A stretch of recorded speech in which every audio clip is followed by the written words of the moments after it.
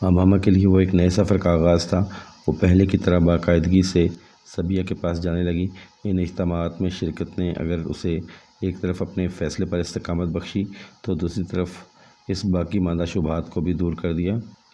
مذہب تبدیل کرنے کا فیصلہ امامہ کے لیے کوئی چھوٹا یا معمولی فیصلہ نہیں تھا۔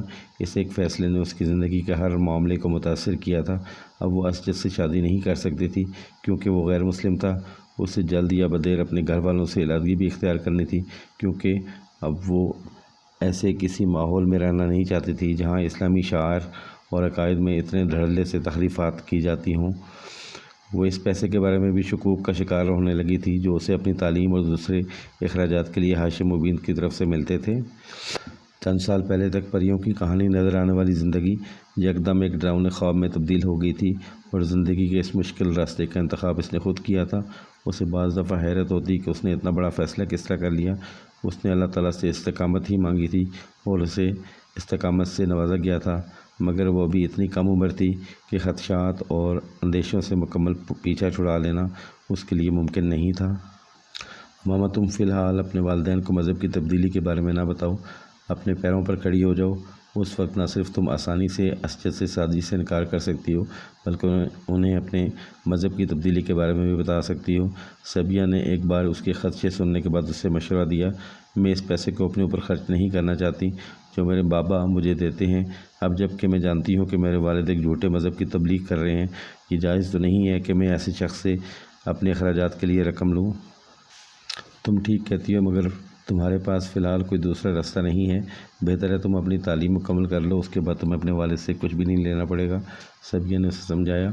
صبیہ اگر اسے یہ راہ نہ دکھاتی تب بھی امامہ اور اس کے علاوہ اور کچھ نہیں کر سکتی تھی۔ اس میں فی الحال اتنی ہمت نہیں تھی کہ وہ اپنی زندگی کی سب سے بڑی خواہش چھوڑ دیتی۔ اس وقت رات کے 10 بجے تھے جب وہ سینما سے باہر نکل آیا تھا۔ اس کے ہاتھ میں اب بھی پاپ کارن کا پیکٹ تھا اور وہ کسی گہری سوچ میں ڈوبا ہوا پاپ کارن کھاتے ہوئے سڑک پر چل رہا تھا۔ آدھا گھنٹہ تک سڑکیں ناپتے رہنے کے بعد اس نے ایک بڑے بنگلے کی گھنٹی بجائی تھی۔ صاحب کھانا لگاؤں؟ لاؤنج میں داخل ہونے پر ملازم نے اسے دیکھ کر پوچھا۔ نہیں، اس نے نفی میں سر ہلاتے ہوئے کہا۔ دودھ؟ نہیں۔ وہ رکے بغیر وہاں سے گزرتا چلا گیا۔ اپنے کمرے میں داخل ہو کر اس نے دروازہ بند کر لیا۔ کمرے کی لائٹ آن کر کے وہ کچھ دیر بے مقصد ادھر ادھر دیکھتا رہا، پھر باتھ روم کی طرف بڑھ گیا۔ شیونگ کٹ نکال کر اس کے اندر سے ایک ریزر بلیڈ نکال لیا اور اسے لے کر بیڈ روم میں آ گیا۔ اپنے بیڈ پر بیٹھ کر اس نے سائڈ ٹیبل پر پڑا ہوا لیمپ جلا لیا اور بیڈ روم کی ٹیوب لائٹ بند کر دی۔ ریزر بلیڈ کے اوپر موجود ریپر کو اتار کر وہ کچھ دیر لیمپ کی روشنی میں اس کی تیز دھار کو دیکھتا رہا، پھر اس نے بلیڈ کے ساتھ اپنے دائیں ہاتھ کی کلائی کی رگ کو ایک جھٹکے سے کاٹ دیا۔ اس کے منہ سے ایک سسکی نکلی اور پھر اس نے ہونٹ بھینچ لیے۔ وہ اپنی آنکھوں کو کھلا رکھنے کی کوشش کر رہا تھا۔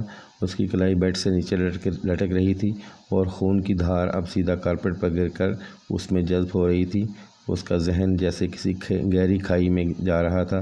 پھر اس نے کچھ دھماکے سنے۔ تاریکی میں جاتا ہوا ذہن ایک بار پھر دھماکے کے ساتھ روشنی میں آ گیا۔ شور اب بڑھتا جا رہا تھا۔ وہ فوری طور پر شور کی وجہ نہیں سمجھ پایا۔ اس نے ایک بار پھر اپنی آنکھیں کھول دی مگر وہ کسی چیز کو سمجھ نہیں پا رہا تھا۔ وہ سو رہی تھی جب ہڑبڑا کر اٹھ بیٹھی۔ کوئی اس کا دروازہ بجا رہا تھا۔ امامہ، امامہ! وسیم دروازہ بجاتے ہوئے بلند آواز میں اس کا نام پکار رہا تھا۔ کیا ہوا ہے؟ کیوں چلا رہے ہو؟ دروازہ کھلتے ہی اس نے کچھ حواس باختگی کے عالم میں وسیم سے پوچھا جس کا رنگ اڑا ہوا تھا۔ فرسٹ ایڈ باکس ہے تمہارے پاس؟ وسیم نے اسے دیکھتے ہی فوراً پوچھا۔ ہاں، کیوں؟ وہ مزید پریشان ہوئی۔ بس اسے لے کر میرے ساتھ آ جاؤ، وسیم نے کمرے کے اندر داخل ہوتے ہوئے کہا۔ کیا ہوا؟ اس کے پیروں کے نیچے سے زمین کھسکنے لگی۔ چوچو نے پھر خودکشی کی کوشش کی ہے، اپنی کلائی کاٹ لی ہے اس نے۔ ملازم آیا ہوا ہے نیچے اس کا، تم میرے ساتھ چلو۔ امامہ نے بے اختیار اطمینان بھرا سانس لیا۔ تمہارے اس دوست کو مینٹل ہاسپٹل میں ہونا چاہیے، جس طرح کی یہ حرکتیں کرتا پھرتا ہے، امامہ نے ناگواری سے اپنے بیڈ پر پڑا ہوا دوپٹہ اوڑھتے ہوئے کہا۔ میں تو اسے دیکھتے ہی بھاگ آیا ہوں، ابھی وہ ہوش میں تھا، اس نے مڑ کر امامہ کو بتایا۔ وہ دونوں اب آگے پیچھے سیڑھیاں اتر رہے تھے۔ تم اسے ہاسپٹل لے جاتے؟ امامہ نے آخری سیڑھی پر پہنچ کر کہا۔ وہ بھی لے جاؤں گا، پہلے تم اس کی کلائی وغیرہ پر کچھ باندھو، خون تو بند ہو۔ وسیم، میں اسے کوئی بہت اچھی قسم کی فرسٹ ایڈ نہیں دے سکتی، پتہ نہیں اس نے کس چیز سے کلائی کاٹی ہے اور زخم کتنا گہرا ہے، اس کے اپنے گھر والے کہاں ہیں؟ بات کرتے کرتے امامہ کو خیال آیا اس کے گھر میں کوئی بھی نہیں ہے، صرف ملازم ہیں۔ وہ تو کوئی فون کال آئی تھی جس پر ملازم اسے بلانے کے لیے گیا، اور جب اندر سے کوئی جواب نہ آیا تو پریشان ہو کر دوسرے ملازموں کے ساتھ مل کر اس نے دروازہ توڑ دیا۔ وہ دونوں ساتھ ساتھ چلتے ہوئے اب کمرے سے باہر نکل آئے۔ تمہارا یہ دوست جو ہے نا، امامہ نے کچھ ناراضگی کے عالم میں وسیم کے ساتھ چلتے ہوئے سالار کے بارے میں کچھ کہنا چاہا، مگر وسیم نے غصے میں پلٹ کر اس کو جھڑک دیا۔ فار گاڈ سیک، اپنی لعنت ملامت بند نہیں کر سکتی تم؟ اس کی حالت سیریس ہے اور تم اس کی برائیوں میں مصروف ہو۔ ایسی حرکتیں کرنے والوں کے لیے میرے پاس کوئی ہمدردی نہیں ہے۔ وہ دونوں اب سالار کے لاؤنج میں پہنچ چکے تھے۔ چند قدم چلنے کے بعد وسیم ایک موڑ مڑا اور کمرے کے اندر داخل ہو گیا۔ امامہ اس کے پیچھے ہی تھی، مگر پھر جیسے کرنٹ کھا کر رک گئی۔ کمرے کے دروازے سے اندر داخل ہوتے ہی سامنے قد آدم کھڑکیوں پر کچھ ماڈلز اور ایکٹریسز کی بڑی بڑی عریاں تصاویر اس طرح لگائی گئی تھیں کہ ایک لمحے کے لیے امامہ کو یوں لگا جیسے وہ تمام لڑکیاں حقیقی طور پر اس کمرے میں موجود ہیں۔ اس کا چہرہ سرخ ہو گیا۔ ایک طرف بیڈ پر پڑے ہوئے زخمی کے بارے میں اس کی رائے کچھ اور خراب ہو گئی۔ وہ تصویریں اس کے کردار کی پستی کا ایک اور ثبوت تھیں، اور کمرے میں 3-4 لوگوں کی موجودگی میں اس کے لیے وہ تصویریں خاصی خفت اور شرمندگی کا باعث بن رہی تھیں۔ ان تصویروں سے نظر چراتے ہوئے وہ تیز رفتاری سے ڈبل بیڈ کی طرف آئی جہاں سالار سکندر لیٹا ہوا تھا۔ وسیم اس کے پاس بیٹھا فرسٹ ایڈ باکس کھول رہا تھا، جبکہ امامہ کا بڑا بھائی سالار کی اس کلائی کو بیڈ شیٹ کے ایک لٹکے ہوئے کونے کے ساتھ دبا کر خون روکنے کی کوشش کر رہا تھا، جبکہ خود سالار نشے میں ڈوبے ہوئے کسی انسان کی طرح اپنا ہاتھ چھڑوانے کی کوشش کر رہا تھا۔ وہ وسیم اور وہاں ملازموں سے کچھ کہہ بھی رہا تھا۔ امامہ کے آگے بڑھتے ہی اس کے بڑے بھائی نے اس کرسی کو چھوڑ دیا جس پر وہ بیٹھے ہوئے تھے۔ اس کے زخم کو دیکھو، میں نے چادر سے خون روکنے کی کوشش کی ہے مگر میں کامیاب نہیں ہوا، انہوں نے اس کی کلائی امامہ کو تھماتے ہوئے کہا۔ امامہ نے کرسی پر بیٹھتے ہی اس کی کلائی کے گرد لپٹا ہوا کونا ہٹایا۔ زخم بہت گہرا اور لمبا تھا، ایک نظر ڈالتے ہی اسے اندازہ ہو گیا تھا۔ سالار نے پھر ایک جھٹکے کے ساتھ اپنا ہاتھ کھینچنے کی کوشش کی، مگر امامہ مضبوطی سے کلائی کے کچھ نیچے سے اس کے بازو کو پکڑے رہی۔ وسیم، بس بینڈیج نکال دو، یہ زخم بہت گہرا ہے، یہاں کچھ نہیں ہو سکتا، بینڈیج کرنے سے خون رک جائے گا، پھر تم اسے ہاسپٹل لے جاؤ۔ اس نے ایک نظر نیچے کارپیٹ پر جذب ہوتے ہوئے خون پر ڈالی۔ وسیم تیزی سے فرسٹ ایڈ باکس میں سے بینڈیج نکالنے لگا۔ سالار نے بیڈ پر لیٹے لیٹے اپنے سر کو جھٹکا دیا اور آنکھیں کھولنے کی کوشش کی۔ اس کی آنکھوں کے سامنے اب دھندلاہٹ سی تھی، مگر اس کے باوجود اس نے بیڈ سے کچھ فاصلے پر بیٹھی ہوئی اس لڑکی اور اس کے ہاتھ میں موجود اپنے بازو کو دیکھا۔ کچھ مشتعل ہو کر اس نے ایک اور جھٹکے کے ساتھ اپنا ہاتھ اس لڑکی کا ہاتھ سے آزاد کرانے کی کوشش کی۔ ہاتھ آزاد نہیں ہوا، مگر درد کی ایک تیز لہر بے اختیار اسے کرانے پر مجبور کر دیا۔ اسے چند لمحوں کے لیے یہی محسوس ہوا تھا جیسے اس کی جان نکل گئی، مگر اگلے ہی لمحے وہ ایک بار پھر ہاتھ چھوڑنے کی کوشش کر رہا تھا۔ تم لوگ دفع ہو جاؤ، کہاں سے آ گئے ہو؟ اس نے کچھ مشتعل ہو کر لڑکھڑاتے لہجے میں کہا۔ یہ میرا کمرہ ہے، تم لوگوں کو اندر آنے کی جرأت کیسے ہوئی؟ تم وسیم، تم دفع ہو جاؤ۔ Get lost, just get lost, bloody bastards, اس نے بلند آواز میں مگر لڑکھڑاتی زبان سے کہا۔ امامہ نے اس کے منہ سے نکلنے والی گالی کو سنا۔ ایک لمحے کے لیے اس کا چہرے کا رنگ بدلا، مگر وہ پھر اس کا ہاتھ مضبوطی سے پکڑے بیٹھی رہی۔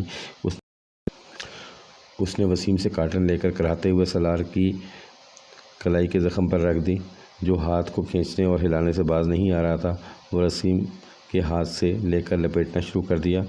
سالار نے دھندلائی ہوئی آنکھوں کے ساتھ اپنی کلائی کے گرد کسی چیز کی نرمی کو محسوس کیا۔ کچھ بے بسی اور جھنجھلاہٹ کے عالم میں سالار اپنے بائیں ہاتھ کے زور سے اپنے دائیں ہاتھ کو چھڑوانے کی کوشش کی تھی۔ دھندلاتی آنکھوں کے ساتھ اس کا آگے بڑھنے والا بایاں ہاتھ لڑکی کے سر سے ٹکرایا تھا۔ اس کے سر سے نہ صرف دوپٹہ اترا تھا بلکہ اس کے بال بھی کھل گئے تھے۔ امامہ نے ہڑبڑا کر اسے دیکھا اور ایک بار پھر اپنا بایاں ہاتھ آگے لا رہا تھا۔ امامہ نے اپنے بائیں ہاتھ سے اس کی کلائی کو پکڑے رکھا، جبکہ دائیں ہاتھ میں پکڑی ہوئی بینڈیج چھوڑ کر اپنی پوری قوت سے اپنا دائیں ہاتھ اس کے دائیں گال پر سے مارا۔ تھپڑ اتنا زناٹے دار تھا کہ ایک لمحے کے لیے سالار کی آنکھوں کے سامنے چھائی ہوئی دھند چھٹ گئی۔ کھلے منہ اور آنکھوں کے ساتھ دم بخود اس نے لڑکی کو دیکھا تھا، جو سرخ چہرے کے ساتھ بلند آواز میں اس سے کہہ رہی تھی، اب اگر تم ہلے تو میں تمہارا دوسرا ہاتھ بھی کاٹ دوں گی، سنا تم نے؟ سالار نے اس لڑکی کے عقب میں وسیم کو کچھ کہتے سنا، مگر وہ کچھ سمجھ نہیں پایا۔ اس کا ذہن مکمل طور پر تاریکی میں ڈوب رہا تھا، مگر پھر اس نے ایک آواز سنی، نسوانی آواز، اس کا بلڈ پریشر چیک کرو۔ سالار کو بے اختیار چند لمحے پہلے اپنے گال پر پڑنے والا تھپڑ یاد آیا۔ وہ چاہنے کے باوجود آنکھیں نہیں کھول سکا۔ وہی نسوانی آواز ایک بار پھر گونجی تھی، مگر اس بار وہ اس آواز کا کوئی مفہوم نہیں پہچان سکا۔ اس کا ذہن مکمل طور پر تاریکی میں ڈوب گیا۔ اگلی بار جب اسے ہوش آیا تو وہ ایک پرائیویٹ کلینک میں موجود تھا۔ آنکھیں کھول کر اس نے ایک بار پھر اپنے ارد گرد دیکھنے کی کوشش کی۔ کمرے میں اس وقت ایک نرس موجود تھی جو اس کے پاس کھڑی ڈرپ کو صحیح کرنے میں مصروف تھی۔ سالار نے اسے مسکراتے دیکھا تھا۔ وہ اس سے کچھ کہنا چاہ رہا تھا، مگر اس کا ذہن ایک بار پھر تاریکی میں ڈوب گیا۔ دوسری بار اسے کب ہوش آیا اسے اندازہ نہیں ہوا، مگر دوسری بار آنکھیں کھولنے پر اس نے اس کمرے میں کچھ شناسا چہرے دیکھے۔ اسے اپنی آنکھیں کھولتے دیکھ کر ممی اس کی طرف بڑھ آئی تھی۔ کیسا محسوس کر رہے ہو تم؟ انہوں نے اس پر جھکتے ہوئے بےتابی سے کہا۔ جسٹ فائن، سالار نے دور کھڑے سکندر عثمان کو دیکھتے ہوئے دھیمے لہجے میں کہا۔ اس سے پہلے کہ وہ اس کی ممی کچھ اور کہتی، کمرے میں موجود ایک ڈاکٹر آگے آ گیا تھا۔ وہ اس کی نبض چیک کرنے لگا تھا۔ ڈاکٹر نے انجیکشن لگانے کے بعد ایک بار پھر اسے ڈرپ لگائی۔ سالار نے کچھ بیزاری کے ساتھ یہ کارروائیاں دیکھیں۔ ڈرپ لگانے کے بعد وہ سکندر عثمان اور اس کی بیوی سے باتیں کرنے لگا۔ سالار اس گفتگو کے دوران چھت کو گھورتا رہا۔ پھر کچھ دیر بعد ڈاکٹر کمرے سے نکل گیا۔ کمرے میں اب بالکل خاموشی تھی۔ سکندر عثمان اور اس کی بیگم اپنا سر پکڑے بیٹھے تھے۔ ان کی تمام کوششوں اور احتیاط کے باوجود یہ سالار سکندر کی خودکشی کی چوتھی کوشش تھی، اور اس بار وہ واقعی مرتے مرتے بچا تھا۔ ڈاکٹر کے مطابق اگر چند منٹوں کی تاخیر ہو جاتی تو وہ اسے نہیں بچا سکتے تھے۔ سکندر اور ان کی بیوی کو ملازم نے رات کے 2 بجے سالار کی خودکشی کی اس کوشش کے بارے میں بتایا تھا، اور وہ دونوں میاں بیوی پوری رات سو نہیں سکے تھے۔ سکندر عثمان نے صبح فلائٹ ملنے تک تقریباً 150 سگریٹ پھونک ڈالے تھے، مگر اس کے باوجود ان کی بے چینی اور اضطراب میں کمی ہو نہیں پا رہی تھی۔ میری سمجھ میں نہیں آتا یہ آخر اس طرح کی حرکتیں کیوں کرتا ہے؟ آخر اس پر ہماری نصیحتوں اور ہمارے سمجھانے کا اثر کیوں نہیں ہوا؟ سکندر عثمان نے دوران سفر کہا۔ میرا تو دماغ پھٹنے لگتا ہے جب میں اس کے بارے میں سوچتا ہوں۔ کیا نہیں کیا میں نے اس کے بارے میں؟ ہر سہولت، بہترین تعلیم، حتیٰ کہ بڑے سے بڑے سائیکیٹرسٹ کو دکھا چکا ہوں، مگر نتیجہ وہی ڈاک کے 3 بات۔ میری سمجھ میں تو نہیں آتا کہ مجھ سے کیا غلطی ہو گئی ہے جو مجھے یہ سزا مل رہی ہے۔ جاننے والوں کے درمیان مذاق بن گیا ہوں میں اس کی وجہ سے۔ سکندر عثمان بہت پریشان تھے۔ ہر وقت میرا دم حلق میں اٹکا رہتا ہے کہ پتہ نہیں وہ کس وقت کیا کر گزرے۔ اتنی احتیاط برتنے کا نتیجہ یہ نکلا ہے کہ ایک بار ہم غافل ہوئے اور وہ پھر وہی حرکت کر گزرا ہے۔ طیبہ نے اپنے آنکھوں میں امڑتے ہوئے آنسوؤں کو ٹیشو کے ساتھ صاف کیا۔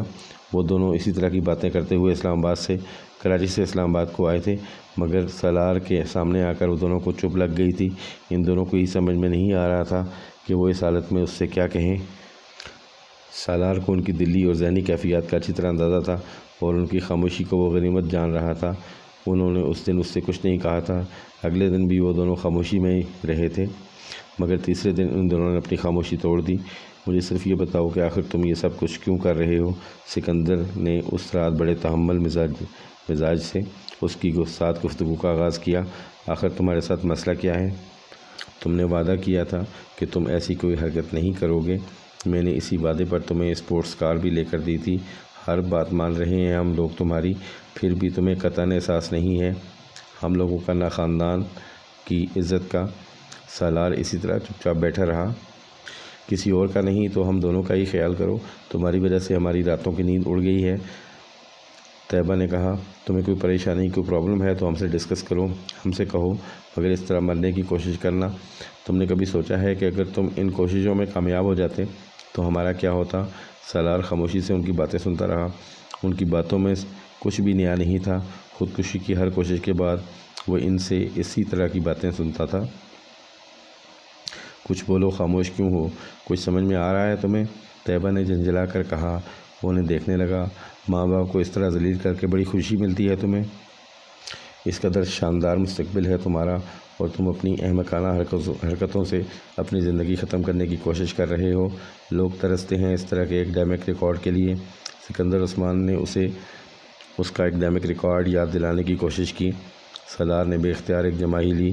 وہ جانتا تھا اب وہ اس کے بچپن سے لے کر اس کی اب تک کی کامیابیوں کو دہرانا شروع کر دیں گے۔ ایسا ہی ہوا تھا۔ اگلے 15 منٹ اس موضوع پر بولنے کے بعد انہوں نے تھک کر پوچھا، آخر تم کچھ بول کیوں نہیں رہے؟ بولو۔ میں کیا بولوں، سب کچھ تو آپ دونوں نے کہہ دیا، سالار نے کچھ اکتائے ہوئے لہجے میں کہا۔ میری زندگی میرا پرسنل معاملہ ہے، پھر بھی میں نے آپ کو بتایا ہے کہ دراصل میں مرنے کی کوشش نہیں کر رہا تھا۔ سکندر نے اس کی بات کاٹی۔ تم جو کچھ بھی کر رہے تھے وہ مت کرو، ہم پر رحم کھاؤ۔ سالار نے ناراضگی سے باپ کو دیکھا تھا۔ تم آخر یہ کیوں نہیں کہہ دیتے کہ تم آئندہ ایسی حرکت نہیں کرو گے؟ فضول میں بحث کیوں کرتے جا رہے ہو؟ اس بار طیبہ نے اس سے کہا۔ اچھا ٹھیک ہے، نہیں کروں گا ایسی کوئی حرکت، سالار نے بیزاری سے جیسے ان دونوں سے جان چھڑانے کے لیے کہا۔ سکندر نے ایک گہری سانس لی۔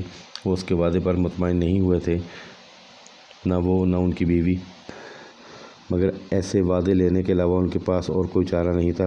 وہ بچپن سے ہی اپنے اس بیٹے پر فخر کرتے آ رہے تھے، مگر پچھلے کچھ سالوں سے ان کا وہ فخر ختم ہو گیا تھا۔ جتنا پریشان انہیں سالار نے کیا تھا، اتنا سارے بچوں نے مل کر بھی انہیں نہیں کیا تھا۔ تو ناظرین، اس کے ساتھ یہ قسط اپنے اختتام کو پہنچی۔ آنے والے ایک ساتھ کو دیکھنے کے لیے چینل کو سبسکرائب کر لیجئے اور اپنے ویلیبل کمنٹس ضرور دیجیے گا۔ حاضر ہوتے ہیں ایک نئی ویڈیو کے ساتھ، تب تک